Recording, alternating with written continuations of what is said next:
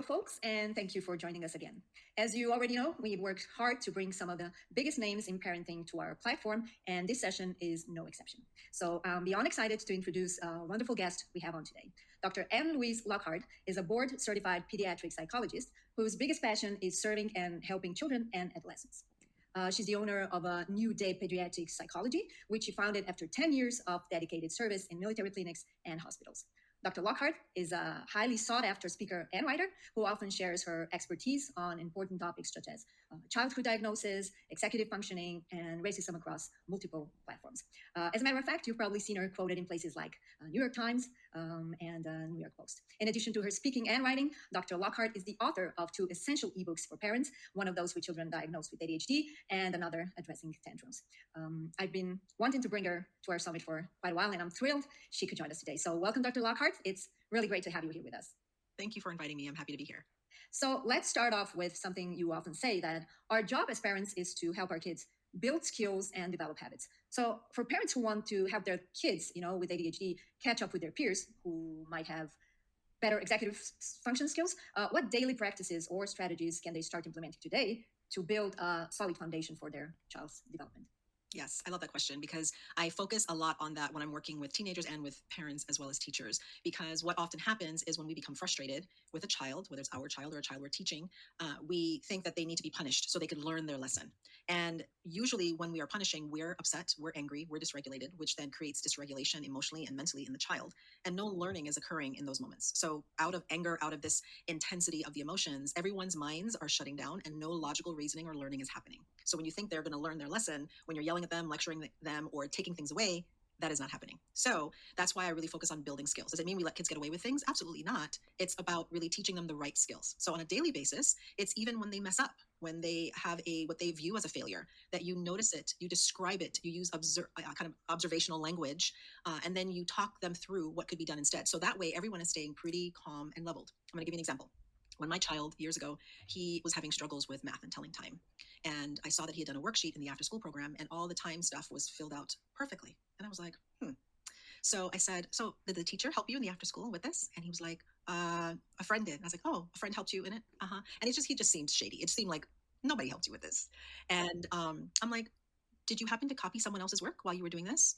And he was kind of looking kind of all over the place. And then he finally kind of confessed and he said, yes, I copied someone else's work. And that's because I wanted to get it done. And I was like, oh, that makes total sense to me why you did that. And he was like, and I said, yeah, I used to cheat too sometimes when I was in school. And he's like, Mom. And I'm like, I get it. It's hard to do this. And it would be easier to just cheat and skip it, shortcut, and everything is done. That totally makes sense to me. That's staying regulated. Okay. However, and you're explaining the reason why you see that. However, what's the problem though? He's like, I still don't know how to tell time. I was like, exactly. So we're going to erase all of it and we're going to work through it together and we're going to figure it out. So that way you can get it for next time.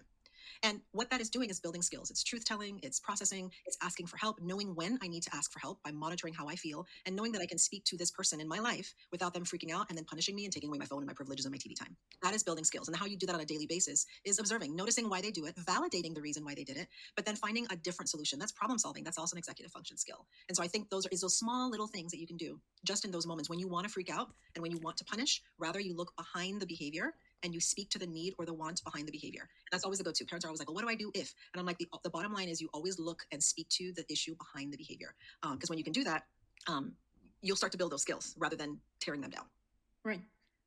But even, when we start building those skills, helping them, what happens when kids with ADHD hit puberty with, first relationships and college admissions on the horizon? The stakes are pretty high and parents can probably understandably get quite anxious. Can you talk a bit more about typical struggles during puberty and how these big changes might impact kids with ADHD? Yeah, so a big thing that we have found is that children with ADHD are typically about 2 to 3 years more developmentally immature than their same aged peers. So if you have a 17-year-old, they might be acting more like a 14 or 15-year-old. And so they may seem like, well, they're in high school or they're getting ready to launch off to college. Why aren't they more ready? Why aren't they more prepared? Why are they so immature? Why do they not want to get a license yet? Why do they not have a job? So many times what's happening is it's not about intelligence and it's not about ability, but it's that their brain is lagging behind a bit. And so a lot of how you prepare them, that's why that building up is so important. That's why that observational language and speaking those things is so important. That's why helping them understand what executive function skills are so important. So that way you can build them up in those ways and help them. So I think that it's something to be aware of, and then making sure that you let them know, okay, this is what planning is about, and you know that you want to get out and go to college or university by this time. So let's work backwards. That's time management. That's planning. That's prioritization. That you can do all those things, so that way you can do step by step what you need to do.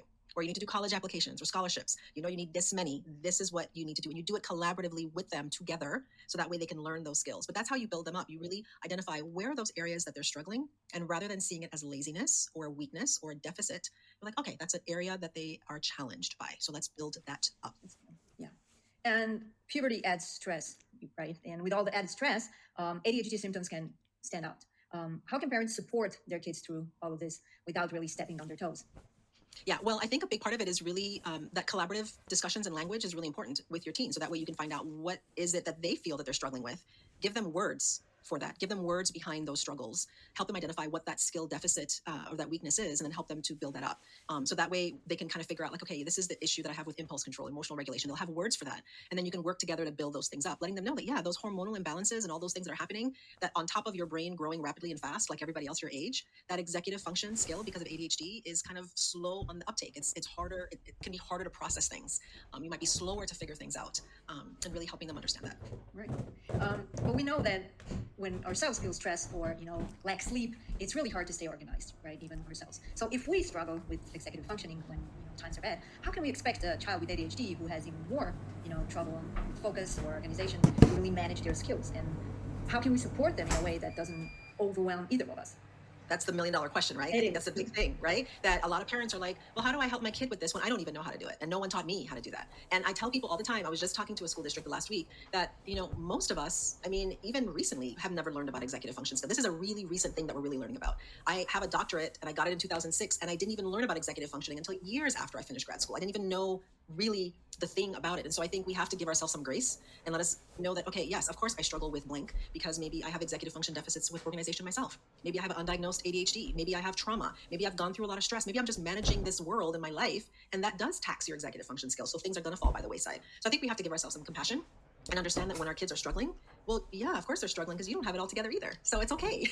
It's okay. And I think that's where that compassion comes in when we're parenting, that when we're like, well, we've gone through this so many times. I told you to clean your dishes after you eat. Why can't you ever remember? Well, what things do you have a problem remembering as well too? Like, we have to understand that there's a lot of repetition that takes place before a skill can be formed. And again, that's part of the process. I've had so many parents ask me, well, how many repetitions does it take before they can get it? I'm like, well, if you could figure that out, you let me know, because I don't know how many repetitions. But it's modeling, it's building up, it's rehearsing, it's practicing, and it's building that sense of self-awareness so that they can understand what they need and what helps them best. Because some kids, for example, with time management, they work really well with having a timer and doing something so they can do it urgent for a focused amount of time and they can get it done. Some kids, because they have anxiety along with ADHD, that actually makes them more anxious to have a timer. So we have to really find what works best for them, and then what works best for you. So that way you can tell them, oh yeah, I get it. That makes me anxious too. Doesn't work for me. Why don't we try this together? And you build up your skills that you're lacking in as well too. Because yes, it is hard to teach it in your teen when you yourself are lagging behind it as well. So it's easier to relate. When it comes to finding balance with kids who have ADHD, it really depends on the day, right? Some days are quite easy and other days are just a mess. So we can't really follow the same formula all the time. When do you suggest parents to be lenient, and what daily routines should really be non-negotiable? Yeah, that's a great question. So of course it depends on their developmental age, their stage, their maturity, all that kind of stuff. But what I often find is that parents, myself included, sometimes we have expectations that are way too lofty and too high. And I've had parents that I've worked with that have had, like, yeah, I expect him to do these 10 chores every Saturday. And I'm like, that's a lot of chores. And when you have an ADHD brain, and then they've done 1.5 of a second, and then they're playing outside, or we're playing a video game, and you wonder, well, they're being defiant. Well, there's so many reasons why. So for an ADHD brain, for example, task initiation and motivation is really hard. There's research that I've read that says that it actually feels physically painful to start a task, that it hurts. And then on top of that, there's the emotional overwhelm that comes with it. So if they perceive, because there's a lot of time blindness with ADHD. So if they perceive that something is too big, it's too difficult, it's going to take too long, there's not going to be any payoff, I'm going to feel miserable and like a failure at the end, why would I do it? If I know that I'm going to be yelled at because it wasn't done good enough, or I'm going to be grounded anyway because I didn't do it up to their standards, then why would I even do it? And so they're not always aware that they're thinking this, of course. But I think it's about being aware of it for yourself. So knowing that if there are certain things that your child does really well and doesn't have to be reminded and does it pretty well and they can be motivated for it, then you have that on the list. Maybe have one or two of those things on the list. Like they're really good at cleaning the toilets and vacuuming. And they love it and they enjoy it and you don't have to remind them. And then maybe having one, maybe two things that is a little bit more of a challenge for them that they need to be reminded, or even body doubled where you're doing it alongside them or monitoring them until it gets to the point where they know how to do it. They don't have to be checked. They don't have to be reminded. But that's where that repetition comes in. Skill building takes a lot of repetitions, lots of repetitions, lots of repetitions. And so I would say keep it really minimal and make sure that you balance the things that they rock out at and that they're really good, and things that maybe is more of a challenge that you can support them with. But having like 10 chores for a kid with ADHD is going to lead to disaster. It's going to lead to them feeling like a failure, like they're never good enough. Right. Those are some great ideas. Some parents find it hard to explain things, to their kids in a way that they'll understand it. They often default to saying, like you said before, I've told you a million times to do this and this, or they shouldn't know by now. And I noticed two things here. First, a lack of patience, right? And second, the desire for their kid to be independent. So how can parents teach their kids to follow through with their task in a way that doesn't lead to defiance or frustration of parent? Yeah, that's a great question. I think one thing that I do often with lots of teens when I work with them directly and with parents in parent coaching is the do-over, the redo, kind of like the reset, because we're going to mess up. So parents are going to yell and they're going to overpunish and they're going to overtalk an issue, and being able to recognize from the parent perspective when you're doing that. Okay, I realize I just yelled at you and I took away your entire life right now, and that's totally unfair to you because doing, cleaning, whatever is overwhelming for you, so it's hard for you to start. I get that. Let's restart, let's refresh, let's start this over again. Or even parents teaching their kid or their teen, when they notice that they're engaging in a behavior that they realize they're going down that path where they roll their eyes or they're huff and puff, or they slam the door. Just saying, hey, mom, I'm so sorry. I shouldn't have slammed the door. Can we start over again? Can we do a redo? And that they should do it without consequence. They're able to mess up and know that you can literally rewind and refresh and restart again. And I think that's so important. I think that's one of the biggest things I do a lot with teens and parents. And when I'm doing one-on-one therapy with teenagers, that's one of the things I tell them to do the most. That I'll say, they're like, I don't mean to be sarcastic and rude to my parent, and yet they constantly are grounding me or I'm in trouble for that. Like, well, in moments when you see that you are being sarcastic or you can see that they're annoyed by your behavior, acknowledge that, admit that you're wrong, and say, wow, that sounded really rude. That came out really snarky. Can I start over again? And just do it. Start over again. And same thing on the flip side with the parents, that if you're noticing that, give them an opportunity to restart. Like, that didn't come out quite right. Let's try that one again. I do that a lot with my preteen and teenager. And so then they don't feel like now they're in trouble with you, but you're actually, that's the skill building, right? That's self-monitoring. That's a self-awareness executive function skill. Lots of teenagers are terrible at self-awareness. They don't realize how they're coming across. They don't realize they sound rude. They're like, they roll their eyes and they're called out for it. What did I do? Like they don't see it. They don't get it. So when you can be as a mirror to them and objectively saying, I noticed that rolling of the eyes. Why don't we try that one again? And you say it in a very matter of fact, very direct, but like, no, we're going to have boundaries. There's going to be respect on both sides, because yes, parents should respect their teenagers and kids as well. And then we can do the redo. Then it gives them, that's how you're skill building. They're realizing that, okay, my parent doesn't freak out on this. They're giving me a chance to redo, and I'm learning the skill of not how to be rude to other people. I'm learning how to read myself and learning, okay, well, why did I come across that way? What was the reason for that? I just worked with a teenager the other day who said that everybody in her life is always telling her that she's always so moody, and so it has led to, she has ADHD and has led to more depression, because she feels like whenever she is in a mood, she doesn't even know where it's coming from, but then everybody's avoiding her. And she's a really great girl. And I'm just like, so where's the moodiness coming from? She's like, I don't know. And so as we're talking through it, it started to become really evident where it started. And when she started making those connections, she's like, oh, I'm like, when you're moody, when these things are happening, it's really important to connect the dots. Well, why did I just yell at my mom for no reason when she asked me what I wanted for dinner? Like, that was no reason. So then why did you yell? Without judging yourself, noticing what was the reason for that yelling when my mom asked me a simple question. And I think that's what we need to really be teaching our teenagers. That self-awareness is so important, because they need it for jobs, for friendships, everything. Sure. And I love how you break down tasks that seem so simple, like example, cleaning the table after you eat. You break them down into the actual skills involved. And I think it would be great for parents to hear how this seemingly easy activity or chore takes a lot of willpower. Tell us what skills, does a simple task involve, and how can parents make it easier for kids to do it? Yeah, I think we think that like telling your kids to do the laundry, it's so easy. Like, what's hard about it? Well, it is hard. There's multiple steps. And I think if we remember, whenever we have a to-do list, we think, oh, I have 10 things on my to-do list for the day. Well, most things don't just require one step. Most things are like 5 to 7 steps if you think about it. So if you say, okay, let's plan a road trip for, 2 hours away from home. Well, that requires, when are we going to leave? Packing the bags, making sure that, the alarm is on or whatever, that the dogs are fed or boarded. I mean, there's a lot of steps. Booking the hotel. There's a lot of different steps that go with just going out of town. So when we think about doing the laundry, it requires gathering all the clothes from all crevices in your room that are dirty, hanging the stuff that's already clean, so you're not washing clean clothes, sorting the clothes in dark or light towels, whatever, however you want to sort them, putting the clothes in the washing machine with soap. Had my kids forget the soap. Take it out of the washing machine, put them in the dryer, take them out of the dryer and make sure they're dry, fold them and hang them, and then put them away. That's a lot of steps. So doing the laundry isn't just one chore. There's several, 7, 8, 10 steps that are required to do that. And this is a constant joke. I hear memes online from people with ADHD, like a lot of adults. They talk about how they wash the clothes, put them in the laundry, and then it's like 7 to 10 days before they put it away. Like that's the task initiation, that's the follow through, that's the task completion.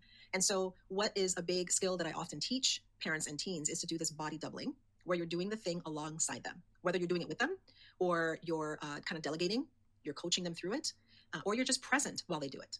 So then you're like, okay, yes, go ahead and put the whites in there, put that on hot, put the soap in, close it, and start it. Great. Now put that in the dryer. Okay, now take it out of the dryer. Hang that in the, no, just put it on the hanger. Let's fix it on the hanger and let's put it in. And so you're doing it step by step. Does it take more effort and it'd be easier to just do it yourself? Absolutely. But then they're not learning the skill. So it's really, and I talk to my kids too about, because they're 12 and 14.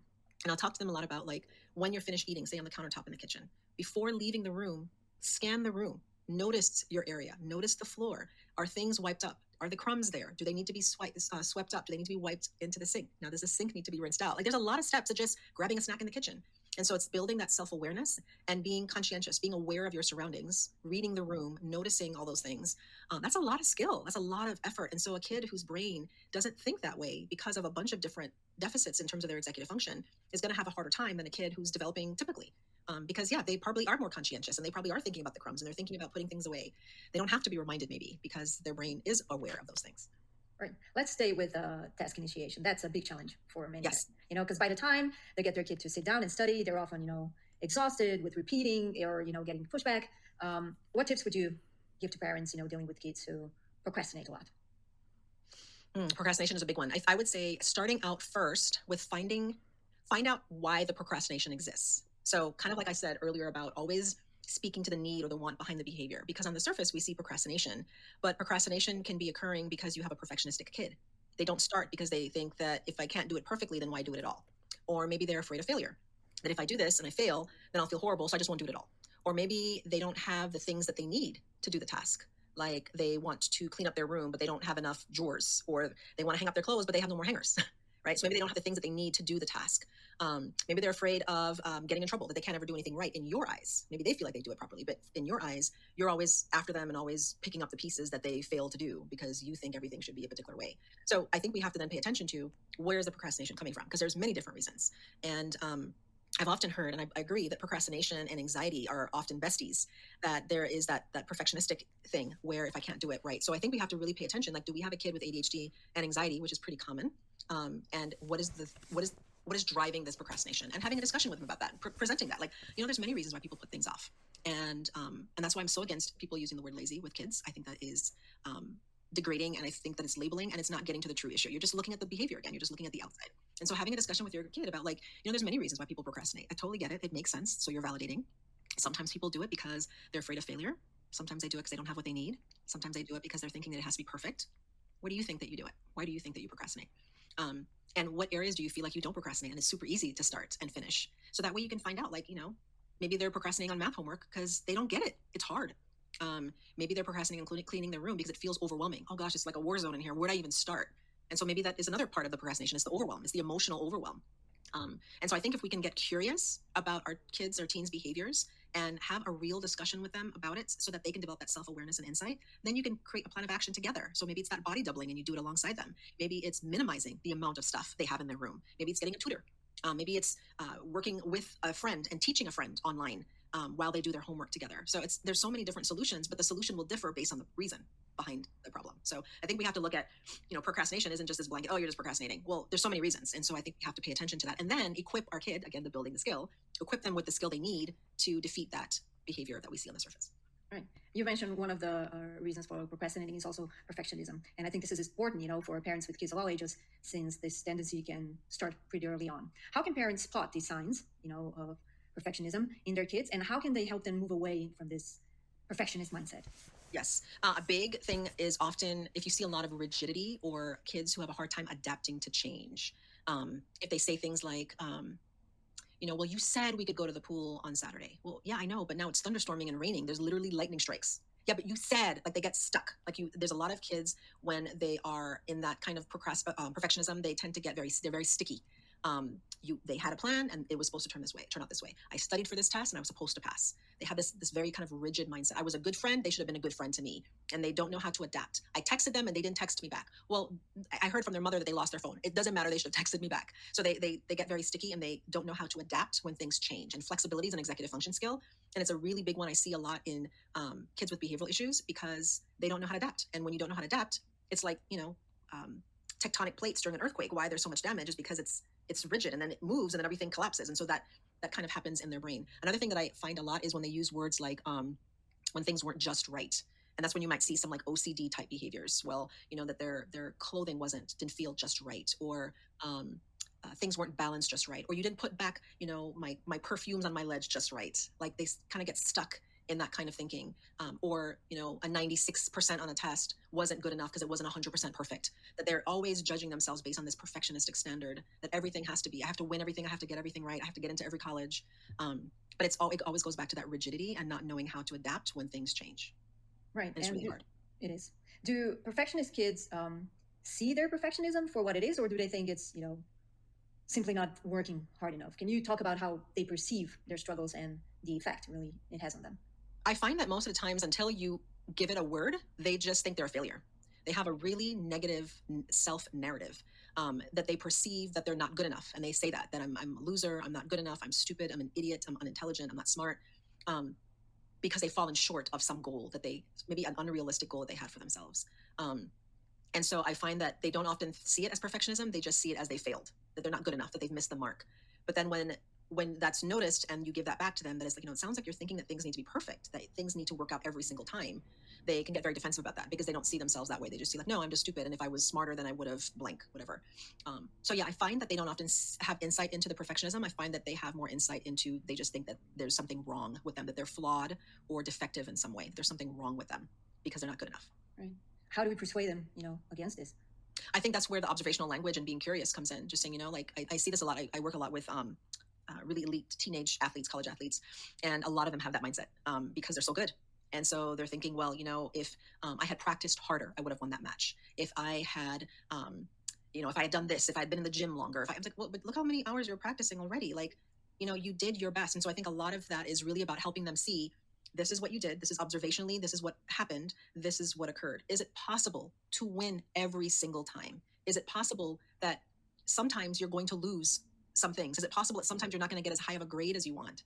Is it possible that sometimes things just don't work out even when you put your all into it?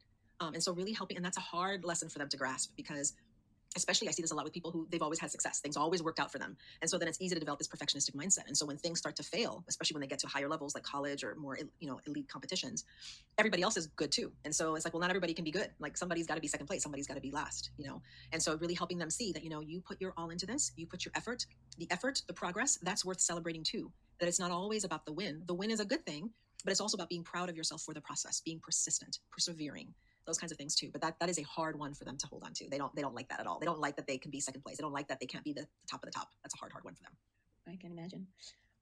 So parenting is really about finding balance, right? We don't want our kids to grow up too fast, but we still want them, to be kids and have fun, and it's totally normal for them to, drive us crazy sometimes. And, would you say that in your mind, what kinds of misbehavior should we let slide? And on the other hand, what should we address and correct right away for their own good? That's a great question. So behaviors that should be addressed right away include things that are safety issues, safety of self and others, property, law, legal stuff. That should definitely be corrected right away. You see your kid trying to pick up something out of the store, not pay for it. Of course, you don't wait home to give it a buildable skill, right? We want to teach that right away. But anything that's a safety issue, that's a legal issue, that's an ethical issue, things like that, how they may speak to somebody, hurting a sibling, talking back to you, those things need to be corrected right away, because you want them to also understand response inhibition and impulse control. Like you don't do or say everything that just pops into your mind. That impulsivity can get them into a lot of trouble, and it can be very dangerous, and it can destroy relationships. So you really want to address that right away. There's some things that are just non-negotiable, but again, it's done with a parent that's regulated as much as possible, because then the lesson will not be received if you are freaking out in the middle of their freak out. So I think that's important to address that. Like, your sister said no, she wants you to stop hitting her, give her personal space. And so I think it's about addressing those in the moment. Things that I believe that you should let slide are things that are not life or death. They're not that important. Or if you're dysregulated and you know you're not going to handle it well, that you may need to take a breather, you may need to take a little time out and a break for yourself and come back to that. You may need to reset because you're not going to respond in the best way. If you feel like you want to cuss out your kid, go off on them, yell at them, or take away everything that connects them to the outside world, you might need to take a break and not respond and let it slide for now, and then respond to that when you're in a more calm state. I think that's so, so important. And things that are more your issue and not your kids, like you let that slide. Like they're singing the wrong words to a song and you find it annoying, or maybe they're chewing with their mouth open, but you know that they normally have good table manners, and it's just annoying you because you don't want to hear the smacking sounds. Like, do you really need to address that like right now, or can you address that maybe another time? I think just like small little annoyances you can let slide. I think so often I hear from parents that they feel like they're constantly correcting their kid all day long. Stop that, don't do that, don't say that, and it's constant. And then you wonder why your kid is locked up in their room with their earbuds on and don't want to talk to you. Well, because you're always talking and correcting them all the time. So I think we have to know like what is a non-negotiable, what definitely needs to be addressed, and then when it's like, just let it go, leave it alone. And speaking of those little annoyances, we often get annoyed when kids are glued to their phones because it makes them feel connected to the world. And as parents, we understand that this isn't sort of deep connection, even if they don't see it. How can we gently encourage them to seek deeper connections and a real sense of belonging? So we have to remember that we are in the digital age and kids are going to be on their devices. However, there needs to be intentional consumption and engagement in those devices, because so often kids just lose themselves, and it's supposed to be a source of connection, but they're so disconnected and they're not really connected. And so I think that we have to first, before a kid gets, for example, a phone, a device, you need to have conversations as a parent with your child to make sure they are, especially when they have ADHD, because remember, they're 2 to 3 years more mature developmentally. And so maybe they're 12 going into 6th grade and you're like, oh yeah, they're ready. And maybe they're acting more like a 9 or 10-year-old, and they're very impulsive. They're going to get on sites that they should not get into. They're going to spew off that text message to a friend that's really rude because they have poor impulse control. They might not be ready for a smartphone. They might have to have like a dumb phone, like something that's more just like with the big buttons and they can only call grandma, you, and dad. You know what I mean? Like something that they can work up to and prove that they are in control and that they can manage themselves. But then having a discussion, I like to do like social media phone contracts between parents and kids. I did this with my own teens. To be able to say like, okay, this is what's allowed. These are the things that are okay. Having discussions about what sites are not okay to go to. These are the things that you're not going to have access to. Having parent control apps on your phone that manages your child's phone. That is super, super important. A child should not have a device if the parent cannot control and manage it.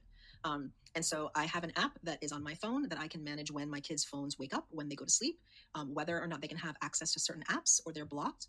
And then how much time they can spend on those apps. So those kinds of things are important. And then as they've shown more maturity, they increase the time. I think the other thing too is to be engaged with the things that they're looking at. So if they're on their phone or a computer or video games, to also be engaged and show interest and curiosity about why they're interested in it. So like when my kids follow certain YouTubers or certain things that they enjoy, watching it with them, no matter how ridiculous it may seem to you, but watching it with them, engaging it with them to find out why is it that they like this? What is it that they find interesting? Because they are influenced by these people, by these things that they watch. So I think all of those things are important, that, have a discussion, having a contract, making sure you have parent control apps, being engaged with what they're looking at. So that way they can speak to you about it. And please, please, please don't just use taking away the phone as your mode of punishment. That is like so old and so like 1999. Like it's so old. Like it's just being able to have discussions with your kid and making sure that any consequence matches the offense. I find that a lot of parents use taking away the phone as just their go-to. That's just not the best thing. And kids eventually find ways around it. They probably have a burner phone or can use their friend's phone. And then after a while, they don't even care that they lost it. And then nothing is being learned. So try to stay away from that. Try to have a true consequence, which is building skill. A consequence should be skill building. It just shouldn't be based on taking something away, because taking something away is a punishment and it often doesn't build any kind of skill. They don't learn anything from it and they forgot why they even lost it. Right. Can you give us an example that could help parents? For like a consequence? Yeah. Yeah. Okay. So say a child has gotten on a site that you told them not to go to. Then rather than taking away their computer or their phone, you can talk to them about why they did it. So tell me more about this site that you visited and why it was so interesting to you. That's the curiosity. Because again, if you just take it away, now you don't know what tempted them, what drew them to that. Well, all my other friends, like I remember when my kids first got their cell phones and TikTok was a no-no. TikTok is still a no-no as far as I'm concerned. And no social media. And they felt like all their other friends have it. And yeah, many of them did. So they felt left out. So when they were doing like trending dances and singing trending songs, they had no clue what their friends were talking about. They felt left out. So when we had the discussion, I was like, oh, that makes total sense to me. And so then what I started doing was I started saving those trending songs and videos on my phone, on my account. And I saved it on a folder. And then once a week, we would go through them. I would cast it to the TV and we would go through all the videos and songs and trending things for that week.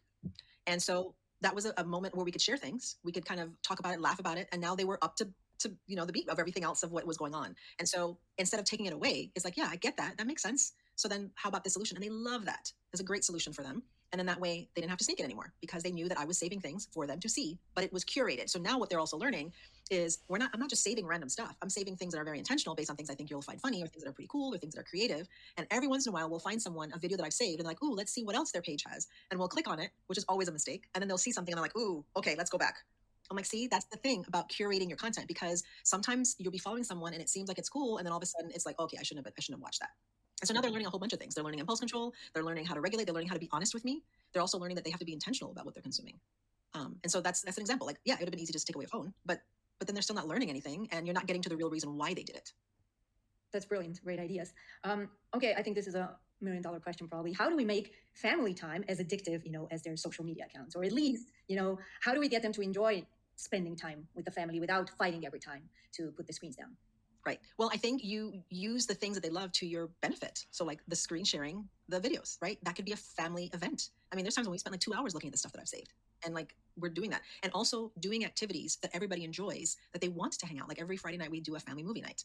During the summers, we've done it like 3-4 times a week sometimes. But doing things that are in alignment with what everyone in the family values and what they enjoy, and then doing them together, enjoying them together, whether it's road trips, going out to eat, going golfing, swimming, movies, hanging out with friends, barbecue, pool. Like do those things that are actually enjoyable, and that everybody's actually engaged, that you're not having them do it and then you're on your device. So that way it's fun, it's enjoyable. And there's many times when my daughter just had a sleepover this past weekend and her friends were there and they kept hanging out with me. And I just thought that was kind of cool, right? And it's just, we were making brownies together and making cookies together, and then they wanted me to watch the movie with them. Like those are things where you're really making it where it's enjoyable. Like your kids want to hang out, the family wants to hang out. And the key, like I mentioned earlier, is that you're then not nagging them about other things. And that's hard not to do, but you're spending time together, you're enjoying a meal together. So did you finally clean your room? Like, don't do that. Like, don't do that. Because then what you're doing is now you're getting into all those other things that make them not want to be around you, because then you're always getting into one more thing that feels like a nag, or it feels like you're trying to make it a teachable moment. And it's like, nobody wants to be around someone who's always telling them where they've missed the mark. It's just not fun. True. Kids with ADHD really struggle with emotional dysregulation. They might be highly sensitive, which in today's world can be, to be honest, both a curse and a blessing, right? How do we teach them to face life while preserving this beautiful soft side of them? Yeah, that's such a good question. I think that I see so much online where people talk about a diagnosis or personality trait, and that causes them challenges. And they just say, well, you just embrace it and the world will have to adapt. And I'm like, I don't fully agree with that, because I think that, yes, you are who you are. I totally get that. And we want our kids to accept who they are. If they're highly sensitive, they have ADHD, they have anxiety, yes. But a lot of the world isn't going to care either. And you have to also learn how to adapt to the world in situations. It doesn't mean you're masking. It doesn't mean you're not staying true to yourself, but that's that flexibility I talked about earlier. That's a skill. Just like we speak differently to a parent versus a friend versus a teacher versus a stranger versus the president. Like we speak differently to different people, right? That's being flexible. And it's not being fake, it's being adaptable. Just like you have different friends, you may have your sports friends and your church friends and your, back in the day friends. Like you have all these different people who know you and different sides of you. And I think it's important to teach our kids that it's okay to be flexible and to be adaptable while staying true to yourself. And is it hard? Yes. But I think we have to educate our kids on, like, if they're highly sensitive, what does that mean? And making it from a very strengths-based approach. These are all the great things that make you so amazing. You know how to read a room, you're curious, you're very conscientious, you're aware of other people, you're so empathetic, giving them examples of that. With your ADHD, you have so much energy, you're creative, you think outside the box. That's why they call it divergent, because you're very divergent. You think outside the box and you're thinking, that's amazing. But these are the areas that could be sticking points for you. Sometimes you can be sticky. Sometimes you want things the way you want them, and if you don't, sometimes you have a meltdown because of it. Or with your sensitivity, you read the room, but then you read the room too well, and then you think everybody's out to get you. Or someone looks at you funny, and then you fall apart. You feel very hurt very easily. And so then teaching them based on that, what can they do in those moments? What's the narrative, the new narrative you can share with yourself? Okay, well, I walked in the room and they started laughing. Well, maybe there was a joke. Maybe they're not laughing at me. Or if they're friends and they're truly laughing at me, maybe they're not really as good of a friend as I thought they were. And so really teaching them how to be aware of their strengths, how to be aware that maybe this personality trait or diagnosis can be a deficit, and then what can they do to develop those areas so it doesn't become such a sticking point for them. Like, yes, you can be very sensitive in this area. Yes, you can be very distractible. So then what can you do to help not be so distracted in these moments? Or you can be very hyper-focused with this. So maybe you set a timer to help you, interrupt the cycle with that stuff. So I think it's about looking at the strengths, looking at their deficits, but then also looking at how can they build up those areas that feel like a deficit or might be a deficit, and what can they do differently. And I think that's the adaptability, because it's okay to be who you are, but you also need to learn that you need to adapt based on circumstances as well. You can't just be like, I'm going to show up how I'm showing up. Well, that's not always going to work out very well for you. Not always. Not Okay, always. let's now skip to the rapid fire questions. What would be your best parenting advice in less than a minute? Okay, best parenting advice would be to speak to the need and the want behind the behavior. Always do that. If you don't know what else to do, you feel dysregulated in the moment, you're very angry at your child for whatever choice they've made, speak to the need behind the behavior and be curious. Right. Beautiful. Why would you say this summit is a must attend for parents of kids with ADHD?